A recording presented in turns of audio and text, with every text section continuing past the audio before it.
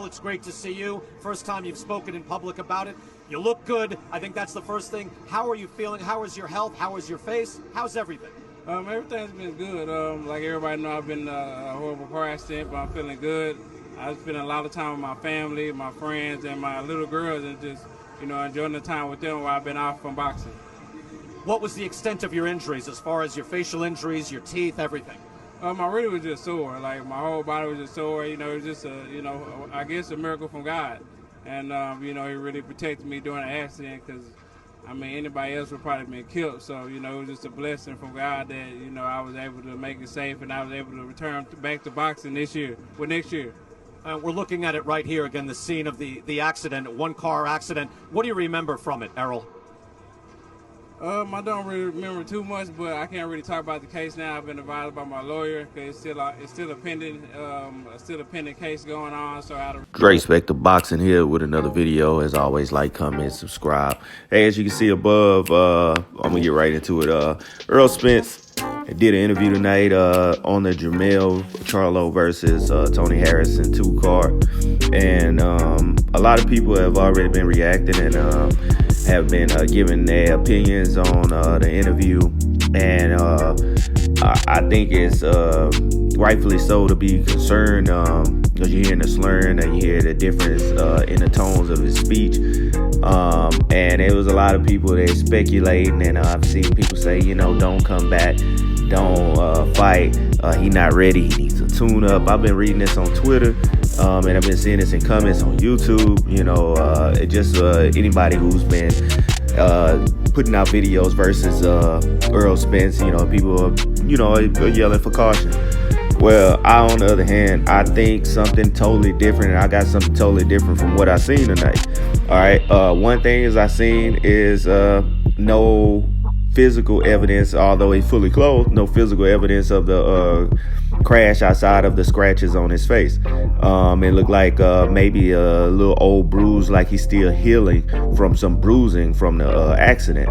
And you can see that evident around his right eye area, and then around his lip area, you see some swelling still there. Now, he alluded to and mentioned to his teeth being fixed when he was asked about his tooth. He was talking about his teeth being fixed, and that is what I believe is what is causing all the slurring.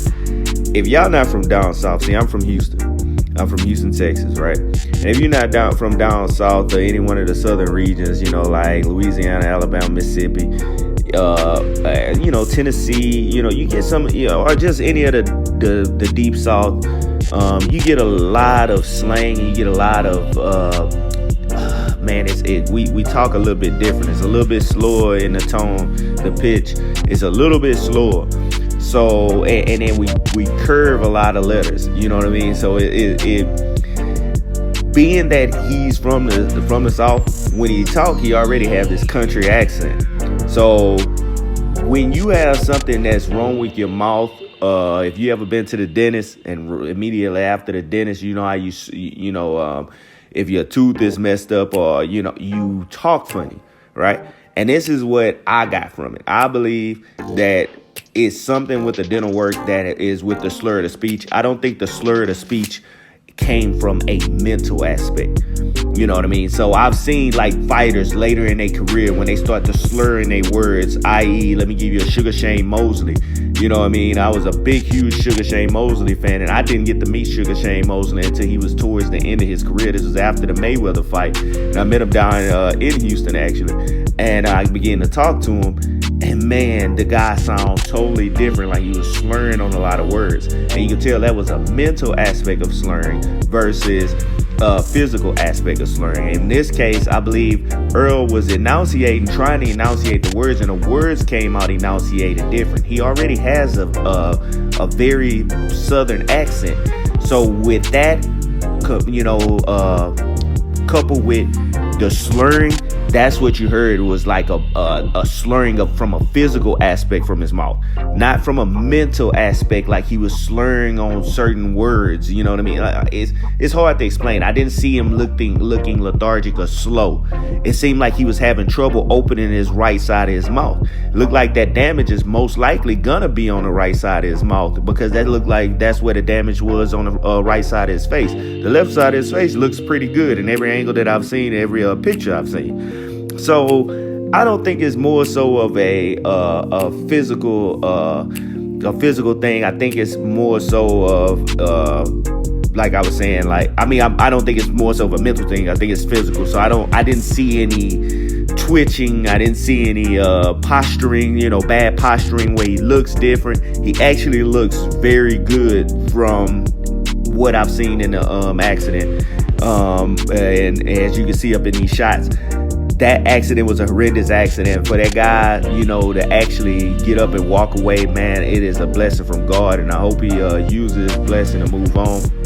Another thing I want to take from the interview is, if a man says that he's okay, in my mind, if I'm gonna believe you, if you look me in the eyes and you tell me you're all right, you're all right. So I'm not going to sit up there and doubt this man. I don't know what reason he would have to lie to say that he doesn't need a tune-up.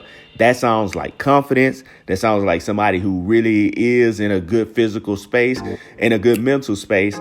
And I'm going to believe him unless I see otherwise. Now, if he goes into his next fight and he gets beat and he look like a shell of himself or something of that nature, then I'll go to question him, question that. Or if there's some rumor, maybe he gets dropped in a sparring or something. Yeah, something that would lead me to believe that he's not the same old Errol Spence before the accident. Right now, this interview that just happened, that's not going to be the telltale sign. This was just a snippet. He's still having, I'm pretty sure, some cosmetic surgery. I'm sure he's still having dental work that has to get done. And this is probably as best as he has sound since the accident, for him to be able to come out and do an interview now, because I believe if he was okay, he probably would have did an interview or showed up maybe a little earlier, maybe a couple weeks ago. Matter of fact, when Jamal fought, maybe he would have been present at Jamal's fight, because he usually is. And by him not being there, I think he still wasn't physically able to talk or say anything without probably a very bad slur because of the dental work. So that's what I'm gauging from it. I got dental work, physical hindering from his speech, not something mental where I felt like it was like some mental damage or head damage, because that is the main thing that I'm looking for. Any other kind of physical body ailment that may be hindering him from returning to the ring. I didn't see it in this interview. I don't know what everybody else is seeing from it. Go ahead and leave your comments up in the comment section. Let me know what you guys think. But from a standpoint of what I've seen so far, I think that guy's geared up to return. Like he said, it's going to be late spring, like May to early summer, June, July, before he returns anyway. So I think that's more than enough time. That'll give him from his last, from the accident, which was October 10th, that'll give him somewhere between, 7 to 8-9 months, 7 to 9 month range. I think that'll be more than enough time for him to completely heal if he's not as hurt as he's leading us on to believe right now from the interview. I'm going to take a man for his word. He's a grown man. He gets to make these life decisions. And if he says he doesn't need a tune-up, he's ready to jump back in the fire, I'm all for it, because I'm ready to see the welterweight king jump right back up in the ring. That's Dre Spector Boxing. That's all I got for you, and I'm out.